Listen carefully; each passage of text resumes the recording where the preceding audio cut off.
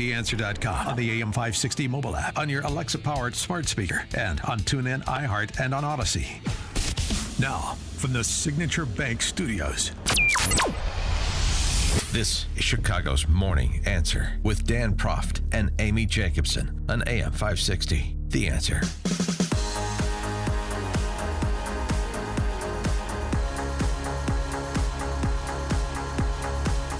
Top of the morning, Dan and Amy. More chatter recently about the prospect that the Chinese Communist Party has its sights set on a Taiwan invasion this summer. And then you've had these dust-ups, these provocations by the Chinese Communists, both by air and at sea. Gordon Chang tweeting out recently about the CCP asking food importers to China to ship as much grain and sugar as possible and as quickly as possible. Gordon Chang saying these purchases of foreign food look like part of an emergency plan. Together with reports that China's farmers have been ordered to plow under existing crops and plant grain, it's apparent the CCP is mobilizing all of Chinese society for war. For more details on this, we're pleased to be joined by the aforesaid Gordon Chang, author of The Coming Collapse of China and the Great U.S.-China Tech War. You can follow Gordon Chang on Twitter, as I do, at Gordon G. Chang, C-H-A-N-G, Gordon G. Chang on Twitter. Gordon Chang, thanks for being with us again. Appreciate it.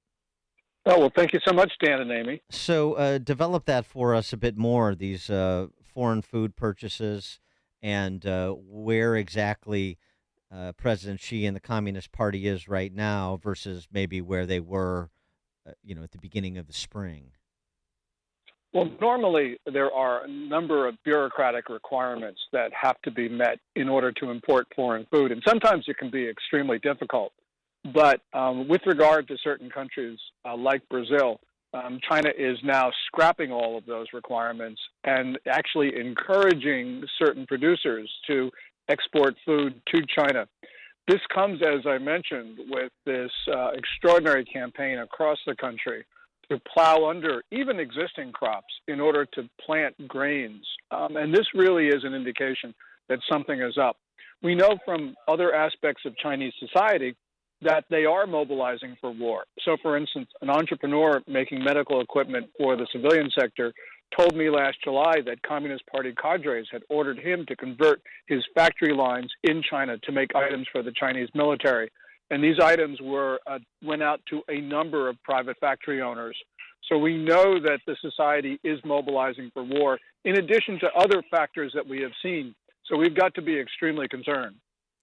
But I mean, what's the horizon? I mean, if you would think if you're looking at food importation of foreign food and so forth, and as you say, repurposing assets for wartime production, that something would be imminent. But I also understand the Chinese Communist Party playing the long game and sort of always poking and prodding to see where opportunities are available. So, I mean, what is your sense? I mean, do you think that they're going to move on Taiwan in short order? I don't know timing, but I can say that war could come at any time. And it's not only because Xi Jinping wakes up one morning and says, we're invading Taiwan at 3 o'clock. It's also because of these dangerous intercepts in the global comments. So, for instance, on May 16th, China crossed the nose of our RC-135 reconnaissance plane in the international airspace over the South China Sea. A couple Saturdays ago, we had that Chinese warship crossing the bow of an Arleigh Burke destroyer in the Taiwan Strait, again in international water. So one of these intercepts can go wrong. China's been threatening actually to take down an American plane and kill the crew. So we have to be prepared that this could occur at any time. And what's our involvement in this, if anything? Well, our foreign policy since the beginning of our republic, Amy, has been to defend the global commons, freedom of navigation. So China intends to close off large portions of the global commons, and that is unacceptable. Because if the Chinese do it, the Russians will do it, everybody else will do it, and that means that we have a very different world. So our role is guarantor of international peace. We may not like it, but these days war can come to our shores very fast, and indeed, I believe that it will. You believe that it will? Yes, because, for instance, when China goes to war, the first thing it's going to do is perhaps spread a disease. But we also know that it's going to take down our satellites. And all of these Chinese migrants that are coming into our country, there's a surge of them. Now, 99.999% are who they say they are. They're desperate to leave China. But we know from especially war correspondent Michael Yon that there are now large groups of Chinese males of military age, unattached to family groups, who pretend not to understand English. And I believe that these are the saboteurs that on a first day of war will attack our society. They'll try to take down our electric grid, poison our water, assassinate officials, detonate bombs. This war is coming to us, and it's going to be felt by Americans in a very real way. How does the Chinese Communist Party process what's happening in Ukraine at present? What's their assessment of the West's response to the Russian invasion, the West's support of Ukraine? Does it put them back on their heels? Is it encouraging? What's their sense? You know, I think that there are some things that encourage them and some things that give them caution. We're Americans, we're optimistic, and so we sort of assume that the heroic resistance of Ukraine is giving China second thoughts about invading Taiwan. But also, on the other hand, they can see that our enforcement of sanctions has been ineffective, that the Russians are able to get what they need, and so therefore I think China believes that if they go to war with somebody, could be Taiwan, could be Japan, could be us, that our sanctions will not be work as we hope that they will. They see a lack of political will. And in general, I think that, especially since the catastrophic withdrawal from Afghanistan, they don't respect us. They say that, they act that way. We have to assume that deterrence is broken down. But why now? Like, why not, 6 months ago? Well, for what, an invasion? Yeah. Well, I don't know the timing of an invasion. There could be a lot of reasons that go into that. Taiwan's got a presidential election at the beginning of next year. That is an important date for China. I would suspect that they would wait until after that to see how that election turns out. But I'm not inside Xi Jinping's head. He saw the failure of the United States in Afghanistan. He has seen the failure of our policy in some place which is actually as important, North Africa. They have seen that we have not resisted Russia's and China's actions in Sudan and in Libya. China and Russia are setting that regime that area afire, and we're nowhere to be seen. So they can see that our policy is not effective. We're not supporting our friends. And because of that, China's been able to make swift advances that were inconceivable in previous administrations. So I believe that we should take the Chinese at their word when they say that we are no longer a factor to be dealt with. What do the Chinese Communist Party officials, President Xi and company, what do they fear? What do they respond to? They fear a couple things. They fear the Chinese people. They always do. It's an insecure regime. Mm-hmm. And by the way, that means that they see the U.S. as an existential threat because of our values and our form of governance, the inspirational impact that they have on the Chinese people. They also fear that the United States would cut them off from trade, from technology, which if we did, we would shake that regime to its core. But we don't have the political will to do that, and so we are continuing to fund Chinese companies that support the Chinese military, which is configuring itself to kill Americans. They look at us as having no political will, and they think that they can exploit our society. And up to now, I have to say that they're right.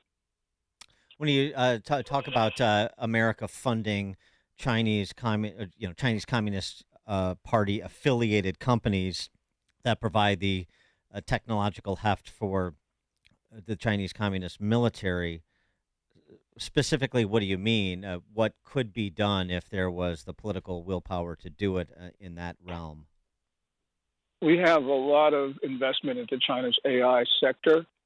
Companies, for instance, like Google, which have operations in China to do this. They see a lot of Microsoft technology in their facial recognition systems, which they use against the Uyghurs, the Kazakhs, and the other minorities.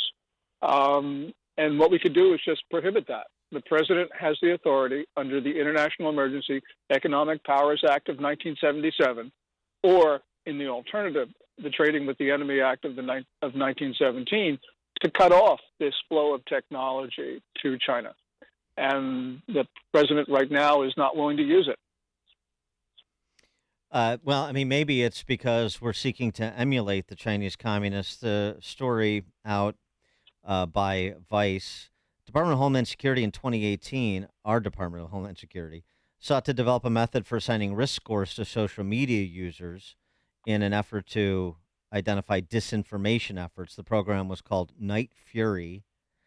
The DHS, Department of Homeland Security, worked with University of Alabama to develop the Night Fury system, which, according to the report, bears a striking resemblance to the Chinese communist social credit scores assigned to citizens to measure their compliance with the regime. This was social media specific, but you're going down the same road to serfdom, or at least we were.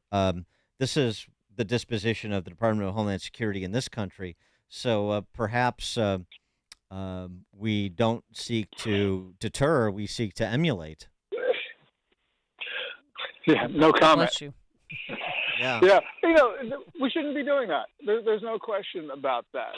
And we have seen some very disturbing developments in the FBI in the way that they have been used as a political tool by one party. And it's been done by both parties. It's the Democrats now, but it's been the Republicans in the past. It's been wrong then, and it's wrong now, and we have to stop it if we want to maintain our democracy. But, we're a democratic society. People can stop this in our country. They can't do that in China, of course. But how does President Xi, obviously they're close observers of our domestic politics, what they see going on, the Biden Inc. investigation, stories like the one I just mentioned, the Trump indictment, and perhaps soon indictments, plural. How do they process that, our domestic political situation, and what opportunities it does or doesn't provide for them? Well, they try through their propaganda, both above what we can see and below the surface, to try to divide the American people. And they work both sides of the aisle. And also, they actually have been fomenting violence on our state, which is more than just subversion. That's act of war. So we have to remove those contacts that China has with our society if we want to maintain our democracy. We are getting it to a point where China has been very successful in undermining our political process. And if we want to keep our country, we are going to have to consider some extraordinary measures because China has been extraordinarily successful. Gordon Chang is the author of The Coming Collapse of China and the Great U.S.-China Tech War. You can follow him at Twitter. By the way, just on the coming collapse of China, is that still your viewpoint, or is the coming collapse of China dependent on the coming strength of America? Even with our problems, we have a surge of Chinese migrants at our southern border. U.S. Customs and Border Protection numbers show that the number of Chinese migrants apprehended in the first 5 months of this federal fiscal year was more than double than those that were apprehended in the previous fiscal year. And the numbers from which are more reliable from other countries show even greater increases in Chinese migrants. That tells you a lot about what the Chinese people think of their own society. China's in serious trouble. Xi Jinping can't stop it. His policies are actually creating the problems there. China could very well disappear on its own, but nonetheless, we need to help it. Well, and that what you're describing, sort of the same position that Putin was in. I mean, that encourages a despot like Xi to go to war to rally people around the homeland, right? That's very well the case. But for us to try to support the Chinese regime, which previous American presidents have done, is just not only strategically wrong, but it's morally wrong. We are now in such a bad position with regard to China and with regard to the world in general that there are no good solutions. Everything is exceedingly risky. And that shows you the consequences of bad policies maintained over the course of decades by American presidents of both parties and both liberal and conservatives.